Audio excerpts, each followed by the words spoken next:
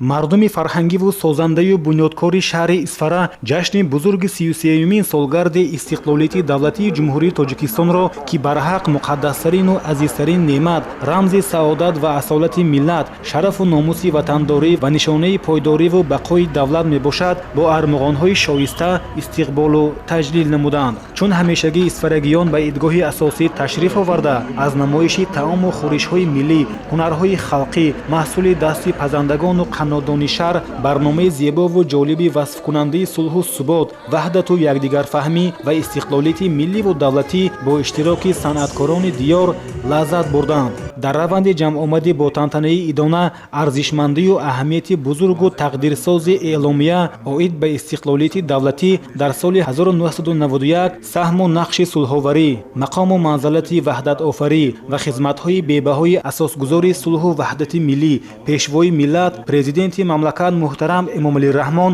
ва дастовардҳои замони соҳибваҳдатии кишвари соҳибистиқлоли мо зимни муборакбодиҳои идона возеҳу равшан баён гардиданд. иштирокчиён зимни ҳамоиш доир ба нақши пешвои миллат муҳтарам Эмомалӣ-Раҳмон дар таҳкими истиқлолияти давлатии ҷумҳурии Тоҷикистон оид ба пешравию дастовардҳои Тоҷикистони соҳибистиқлол дар соҳаҳои гуногуни ҳаёти сиёсӣ, иҷтимоию иқтисодӣ, фарҳангӣ ва таъмини фазои орому осудаи мамлакат сухан гуфтанд. зимнан гуфта шуд ки истиқлолият барои ҳар як миллат бузургтарин неъмат, бо арзиштарин муқаддасот ва бо шукӯҳтарин ҷашн ба ҳисоб меравад, зеро он мояи ифтихори ҳар шаҳрванд буда, такондиҳандаи ғурури миллӣ, заминасози рушду такомул ва пойдевори мустаҳками ваҳдату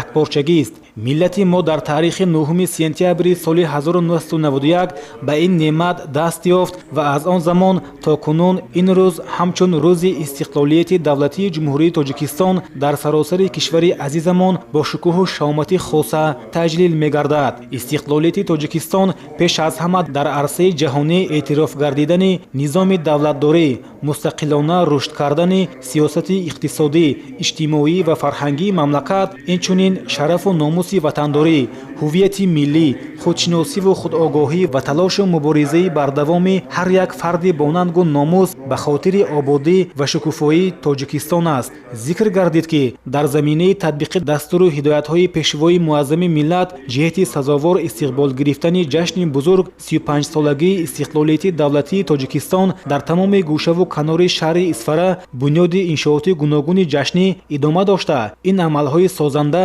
ба тараққиёт ва таъмини зиндагии шоистаи мардум мусоидат хоҳад намуд. дар ҷараёни ҷамъомади идона ҳамчунин як қатор пешқадамони соҳаҳои мухталифи иқтисодиёту иҷтимоиёт бо ифтихорнома ва сипосномаҳои мақомоти иҷроияи ҳокимияти давлатии шаҳри Исфара сарфароз гардонида шуданд. қисмати фарҳангии тантанаҳои умумишаҳрии сокинони Исфара ба ифтихори ҷашни бузурги таърихии 33-юмин солгарди истиқлолияти давлатии ҷумҳурии Тоҷикистон низ бо шукӯҳ ва шаомати хос сурат гирифт. барномаи мукаммалу пурмуҳтавои фарҳангии омоданамудаи аҳли санъати Исфара ифодагари он буданд ки истиқлолият барои мо як вожа ё калимаи оддӣ нест, балки номаи тақдири мо, шарти пешрафти кишварамон ба сӯи ояндаи ободу осуда ва муҳимтар аз ҳама кафили сарҷамъиву хушбахтии имрӯзу ояндаи халқамон аст. ҳамин зайл тантанаҳои умумишаҳрии сокинони Исфара бо шукӯҳу хотирмон баргузор гардид ва барҳақ ифодагари эҳсоси баланди миллӣ,